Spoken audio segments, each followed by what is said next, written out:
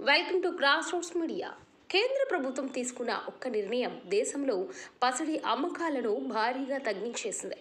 దిగుమతి సుంకాన్ని భారీగా పెంచడంతో విక్రయాలు పడిపోయాయి.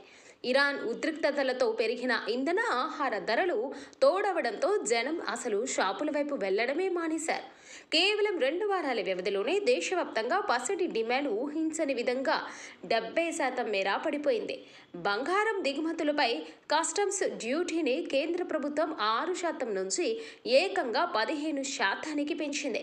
దీనికి జీఎస్టీ కూడా చేరడంతో పసిడిపై పడే మొత్తం పన్ను భారం 9.18% నుంచి 18.45% చేరింది. రూపాయి విలువ పతనం కావడం, క్రూడాయిల్ ధరలు పెరగడంతో విదేశీ మారక నిల్వలను కాపాడుకోవడానికి ప్రభుత్వం ఈ కఠిన నిర్ణయం తీసుకుంది. వెలవెలబోతున్న జ్యువెలరీ షాపులు పన్నుల పెంపు దెబ్బకు దేశవ్యాప్తంగా పసిడి కొనుగోళ్లు భారీగా పడిపోయాయని India bullion and jewelleries association వెల్లడించింది.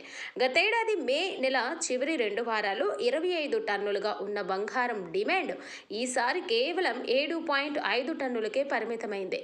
దేశీయ బంగారం వ్యాపారంలో 65% వాటా ఉన్న అసంఘటిత రంగం ఈ నిర్ణయంతో తీవ్ర ప్రభావితమైంది.